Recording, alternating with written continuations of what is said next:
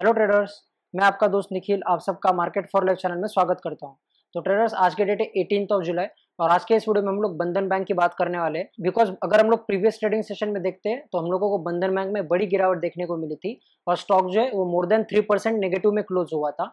तो अगर हम लोग इसके रीजन जान लेते हैं तो हम लोग को कई न्यूज सामने आ रही है। तो अगर हम लोग इस न्यूज को एक एक से देखते हैं तो आप लोगों को सारी चीजें क्लियर हो जाएगी। तो आगे के लिए स्टॉक में क्या स्ट्रेटेजी अप्लाई करनी चाहिए मैं आपके साथ यहाँ पर इस वीडियो में शेयर करने वाला हूँ। और अगर आप लोगों ने इसमें कोई पोजीशन बनाई हो तो आप लोग इसमें क्या कर सकते हो, और अगर आप लोग को इसमें कोई पोजीशन बनानी हो तो आप लोग क्या कर सकते हो, ये सारी चीजें मैं आपके साथ इस वीडियो में कंप्लीटली शेयर करने वाला हूँ। और इसके साथ साथ जो कंपनी में एक पॉजिटिव न्यूज और एक नेगेटिव न्यूज आई है वो भी मैं आपके साथ शेयर करता हूँ। सो आप लोग वीडियो को अंत तक देख सकते हो इस सारी चीजों का कंप्लीट एनालिसिस जानने के लिए। तो वीडियो को स्टार्ट करने से पहले मैं आप सबसे एक रिक्वेस्ट करना चाहता हूँ, अगर आप लोग मार्केट फॉर लाइफ चैनल पर फर्स्ट टाइम विजिट कर रहे हो तो चैनल को सब्सक्राइब कर सकते हो, और अगर आपको अंत तक देखने के बाद ये वीडियो पसंद आता है तो आप लोग वीडियो को लाइक कर सकते हो। So without any further delay let's get started.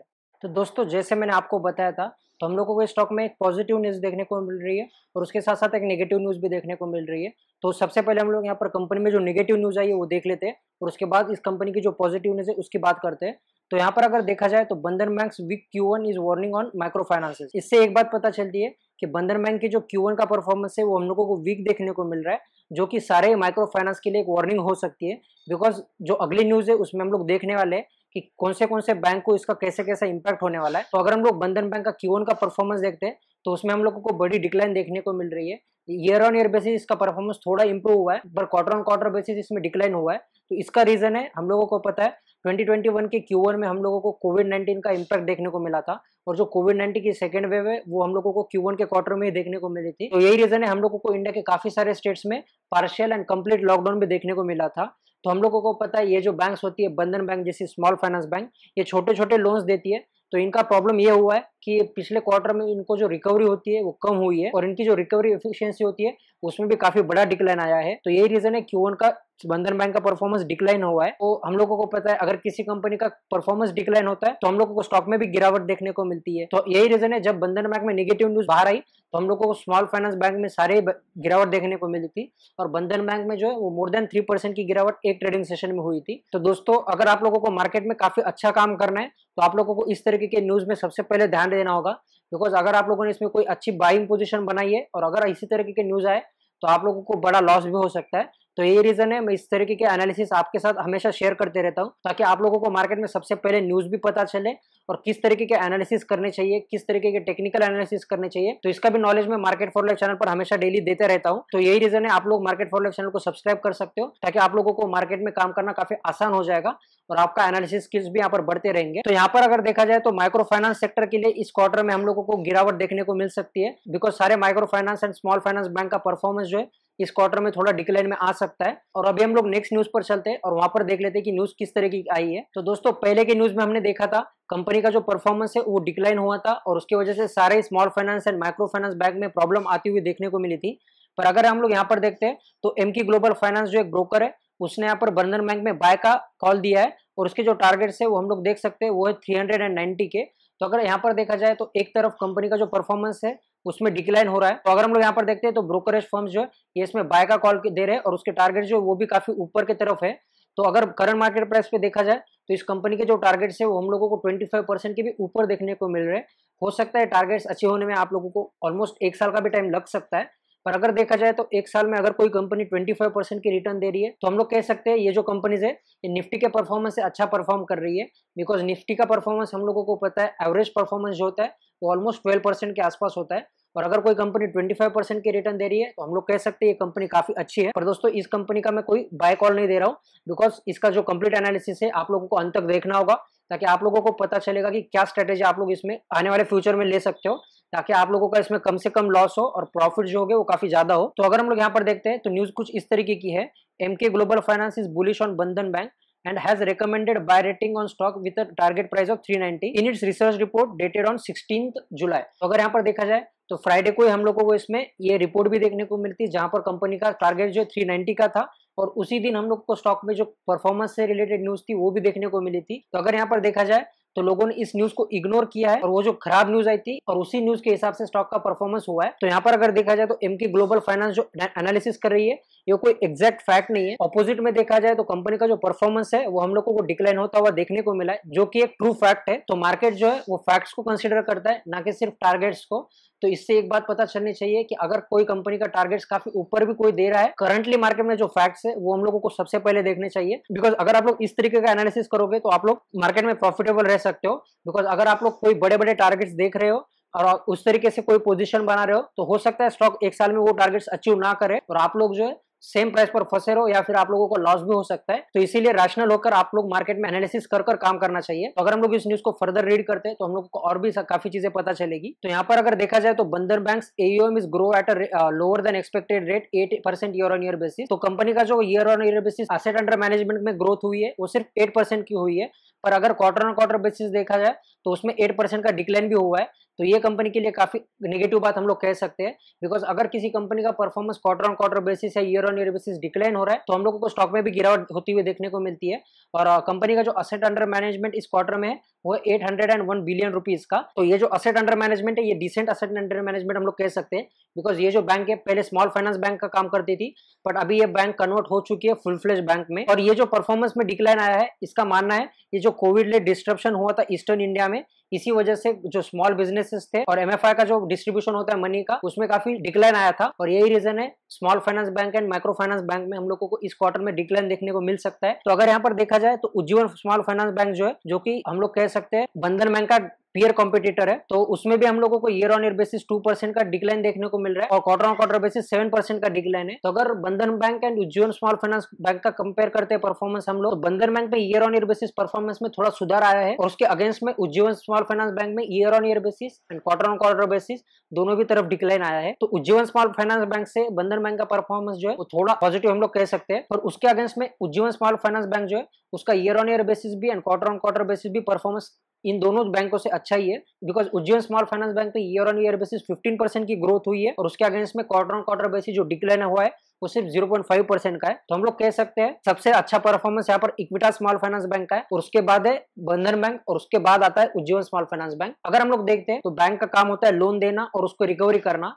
तो अगर हम लोग देखते हैं तो बंधन बैंक का जो प्रीवियस लोन रिकवरी था वो था 96% का, पर अगर हम लोग 2021 के Q1 में देखते हैं तो उसमें काफी बड़ी गिरावट हुई है और बंधन बैंक की जो लोन रिकवरी एफिशिएंसी है वो 80% पर आ चुकी है। तो अगर हम लोग यहाँ पर देखते हैं तो 16% की डिक्लाइन इसके लोन रिकवरी में हो चुकी है। तो लोन रिकवरी में जो डिक्लाइन आया है इससे बंधन बैंक की जो असेट क्वालिटी है उस पर काफी ज्यादा कंसर्न यहाँ पर बढ़ चुके हैं मार्केट में। बिकॉज अगर लोन रिकवरी नहीं होगी तो इसकी असेट क्वालिटी जो होगी वो काफी खराब हो सकती है। तो यही रीजन है पिछले ट्रेडिंग सेशन में भी मार्केट में काफी बड़ी गिरावट इस स्टॉक में हुई थी। तो अभी हम लोग स्टॉक का प्रीवियस डे परफॉर्मेंस चेक करते हैं तो उससे हम लोगों को पता चलेगा कि स्टॉक में कितना डिलीवरी परसेंट उठाया जा रहा है और स्टॉक में इस प्राइस पर कितने लोग इंटरेस्टेड देखने को मिल रहे हैं। तो उसके लिए हम लोग चलते हैं NSE के ऑफिशियल वेबसाइट पर और प्रीवियस ट्रेडिंग सेशन का परफॉर्मेंस यहाँ पर चेक कर लेते हैं। अगर हम लोग लास्ट ट्रेडिंग सेशन में स्टॉक का परफॉर्मेंस देखते हैं तो हम लोग को स्टॉक में 3.07% की गिरावट देखने को मिल रही है और दिन में स्टॉक जो है यहाँ पर 306.95 का लो भी लगाया था और स्टॉक की जो क्लोजिंग हुई है वो है 310 के आसपास।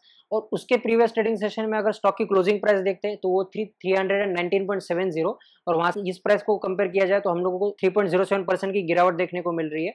और स्टॉक जो है प्रीवियस ट्रेडिंग सेशन में 316 पर ओपन हुआ था और स्टॉक ने हाई जो है यहाँ पर 316.50 को लगाया था। तो अगर हम लोग यहाँ पर ओपनिंग प्राइस से हाई को कंपेयर करते हैं तो हम लोगों को जो ऊपर के प्राइस पर स्टॉक में मूव था वो काफी कम देखने को मिल रहा है और उसके अगेंस्ट में ये जो गिरावट हुई है ये काफी बड़ी गिरावट हम लोगों को देखने को मिल रही है। तो इससे एक बात पता चलती है जैसे स्टॉक ओपन हुआ वहां से हम लोगों को स्टॉक में बड़ी गिरावट देखने को मिली थी। तो अभी हम लोग स्टॉक का डिलीवरी परसेंटेज यहाँ पर चेक कर लेते हैं। तो प्रीवियस ट्रेडिंग सेशन में स्टॉक में जो टोटल ट्रेडेड क्वांटिटी थी वो थी 1,28,00,000 और उसमें से 63,91,000 शेयर्स की डिलीवरी उठाई गई है। तो अगर हम लोग इस डिलीवरी परसेंटेज को कंपेयर करते हैं तो वो है 49.80% की। तो अगर हम लोग इतने बड़े क्वांटिटी में इसका डिलीवरी परसेंटेज चेक करते हैं तो हम लोग कह सकते हैं ये जो डिलीवरी परसेंटेज है डिसेंट डिलीवरी परसेंटेज है। तो इससे एक बात पता चलती है करंट मार्केट प्राइस में इसमें लोग इंटरेस्टेड तो देखने को मिल रहे हैं पर ये जो डिलीवरी परसेंटेज है काफी हाई भी नहीं है और काफी लो भी डिलीवरी परसेंटेज नहीं है। तो अभी हम लोग चलते हैं चार्ट्स के ऊपर और वहां पर टेक्निकल एनालिसिस करते हैं और स्टॉक के लिए जो इंपॉर्टेंट लेवल्स है वो चेक कर लेते हैं, ताकि हम लोगों को पता चलेगा कि किस प्राइस पर हम लोग इसमें एंटर कर सकते हैं और अगर हम लोगों ने इसमें कोई पोजीशन बनाई है तो क्या हमारा स्टॉप लॉस होना चाहिए। तो दोस्तों अभी हम लोग यहाँ पर आ चुके हैं बंधन बैंक के 1 डे चार्ट्स के ऊपर, और अगर हम लोग प्रीवियस ट्रेडिंग सेशन की कैंडल देखते हैं तो उसमें काफी बड़ी गिरावट तो हुई है और उसके साथ साथ स्टॉक के जो वॉल्यूम्स है वो भी काफी ज्यादा बढ़ चुके हैं। और अगर हम लोग यहाँ पर वॉल्यूम्स देखते हैं तो प्रीवियसली कंपनी को जो एवरेज वॉल्यूम्स थे उसमें एक दिन हम लोगों को काफी अच्छे वॉल्यूम्स ग्रीन में देखने को मिले थे, तो उस दिन जो कैंडल थी वो काफी बड़ी ग्रीन कैंडल बनी थी। पर अगर हम लोग प्रीवियस ट्रेडिंग सेशन में देखते हैं तो वॉल्यूम्स हम लोगों को नेगेटिव साइड में बढ़ते हुए देखने को मिल रहे हैं, तो इसमें गिरावट जो है वो भी काफी बड़ी हो चुकी है। और जिस लेवल पर स्टॉक यहाँ पर ट्रेड कर रहा है वो जो लेवल है वो काफी इंपॉर्टेंट लेवल से स्टॉक के लिए है, तो उसकी हम लोग बात करते हैं। उससे पहले अगर हम लोग स्टॉक का प्रीवियस परफॉर्मेंस देखते हैं तो हम लोग देख सकते हैं यहाँ पर स्टॉक काफी समय से कंसोलिडेट कर रहा था और जब स्टॉक ने इस लेवल्स का ब्रेकआउट दिया था तब हम लोगों को स्टॉक में बड़ी तेजी देखने को मिली थी, और जब स्टॉक ने यहाँ पर हाई लगाया 358 के आसपास तब से स्टॉक में गिरावट हो रही है। और हम लोग देख सकते हैं ये जो गिरावट है कंसिस्टेंटली गिरावट हो रही है। यहाँ पर स्टॉक ने थोड़ा सस्टेन करने का ट्राई किया था पर प्रीवियस ट्रेडिंग सेशन में हम लोगों को इसमें नेगेटिव न्यूज देखने को मिली और स्टॉक में फिर से गिरावट हावी हो गई। तो इस परफॉर्मेंस से हम लोगों को एक बात पता चलती है, तो जुलाई मंथ में इसका जो परफॉर्मेंस है हम लोगों को काफी नेगेटिव देखने को मिल रहा है। और दोस्तों इसके साथ साथ काफी इंपॉर्टेंट ट्रेंड लाइंस भी मुझे इस स्टॉक में फॉर्म होती हुई देखने को मिल रही है, जो कि मैं आपके सामने यहाँ पर ड्रॉ करता हूँ। पहले हम लोग ये सारी चीजें हटाते हैं और ट्रेंड लाइन ड्रॉ करते हैं। तो अगर हम लोग यहाँ पर देखते हैं तो हम लोगों को कुछ इस तरीके की ट्रेंड लाइन इसमें फॉर्म होती हुई देखने को मिल रही है। तो पहले जब स्टॉक इस ट्रेंड लाइन पर आता था तब ये लाइन जो थी एज ए रेजिस्टेंस लाइन काम करती थी और इस स्टॉक में हम लोगों को गिरावट देखने को मिलती थी। पर जब स्टॉक ने इस ट्रेंड लाइन को हाई वॉल्यूम के साथ ब्रेकआउट किया था तब हम लोगों को स्टॉक का जो ट्रेंड है वो रिवर्स होता हुआ देखने को मिला था। पर ये जो इंपॉर्टेंट जोन है स्टॉक के लिए वहां पर स्टॉक ने फिर से रेजिस्टेंस फेस किया और इसमें फिर से गिरावट आ गई। और अभी अगर स्टॉक को देखते हैं तो हो सकता है स्टॉक इस ट्रेंड लाइन तक नीचे के प्राइस पर आ सकता है और इस ट्रेंड लाइन पर सपोर्ट भी ले, पर उससे पहले भी स्टॉक में जो है वो काफी इंपॉर्टेंट लेवल्स देखने को मिल सकते हैं। वो अगर हम लोग देखते हैं तो स्टॉक का जो सबसे मोस्ट इंपॉर्टेंट लेवल है वो है 306 का। अगर स्टॉक इस लेवल को ब्रेक करता है तो हम लोगों को स्टॉक में फर्दर 300 के आसपास गिरावट देखने को मिल सकती है। पर दोस्तों स्टॉक में जो निगेटिव न्यूज आई है अगर इसका इंपैक्ट सबसे ज्यादा स्टॉक पर होता है तो हम लोगों को फर्दर गिरावट देखने को मिल सकती है। तो अगर स्टॉक यहाँ पर 302 टू 300 के लेवल्स को ब्रेक करता है तो हम लोगों को शॉर्ट टर्म के लिए स्टॉक में सेलिंग की अपॉर्चुनिटी देखनी चाहिए। तो शॉर्टिंग साइड पर हमारा जो टारगेट होगा वो हम लोग 289 का अचीव कर सकते हैं और वहां से अगर फर्दर गिरावट होती है तो हम लोग यहाँ पर 280 के आसपास टारगेट्स अचीव कर सकते हैं। तो दोस्तों ये तो हुए शॉर्टिंग साइड के टारगेट, पर इसमें शॉर्टिंग अपॉर्चुनिटी हम लोगों को तभी देखनी चाहिए जब ये स्टॉक 300 के लेवल्स को ब्रेक करेगा, बिकॉज हो सकता है स्टॉक यहाँ पर 300 तक आने के बाद इसमें कोई ग्रीन कैंडल बने और स्टॉक वहां से सपोर्ट लेकर ऊपर के प्राइस पर निकल जाए। तो अगर आप लोग इसमें कोई लॉन्ग पोजीशन बनाते हो तो उसका सबसे पहला जो टारगेट होगा वो आप लोग यहाँ पर 225 के आसपास ले सकते हो और वहां से अगर फर्दर तेजी आती है जैसे हम लोगों ने ब्रोकर के एनालिसिस में भी देखा था तो हम लोग कम से कम एटलीस्ट आने वाले साल में यहाँ पर 370 के आसपास टारगेट्स अचीव कर सकते हैं। तो अगर आपका गोल इस स्टॉक में 1 ईयर का होगा तो आप लोग यहाँ पर इस स्टॉक में 370 के एटलीस्ट टारगेट्स अचीव कर सकते हो आने वाले 1 साल में। और अगर आपका गोल काफी शॉर्ट टर्म का है तो आप लोग यहाँ पर 245 टू 240 के टारगेट्स इस आने वाले 1-2 महीने में अचीव कर सकते हो अगर स्टॉक यहाँ पर 300 पर आकर सपोर्ट लेता है। और अगर आप लोग इसमें कोई भी लॉन्ग पोजीशन इनिशिएट कर रहे हो या फिर आप लोगों ने इसमें ऑलरेडी कोई पोजीशन बनाई हो तो आप लोगों का स्ट्रिक्ट स्टॉप लॉस यहाँ पर 300 का होना चाहिए, बिकॉज अगर स्टॉक 300 के लेवल्स को ब्रेक करता है तो इसमें फर्दर गिरावट संभव है। तो आप लोगों का जो लॉस होगा वो मिनिमम रखने के लिए आप लोग इसमें स्टॉप लॉस जो है वो 300 का लगा सकते हो। तो उससे नीचे स्टॉक जाता है तो आप लोगों को इसमें सेल कर देना चाहिए और शॉर्टिंग अपॉर्चुनिटी के लिए स्टॉक में देखना चाहिए। तो दोस्तों इस वीडियो में मैं जो एनालिसिस आपके साथ शेयर किया है ये कंप्लीटली एजुकेशनल पर्पस के लिए है। आपके रिस्क टेकिंग एबिलिटी के अनुसार आप लोग इसमें कोई भी पोजीशन बना सकते हो। अगर आपको एनालिसिस पसंद आया हो तो आप लोग वीडियो को लाइक कर सकते हो और इसी तरीके के क्वालिटी कंटेंट को सबसे पहले एक्सेस करने के लिए मार्केट फॉर लाइफ चैनल को सब्सक्राइब कर सकते हो। सो थैंक यू एंड जय हिंद।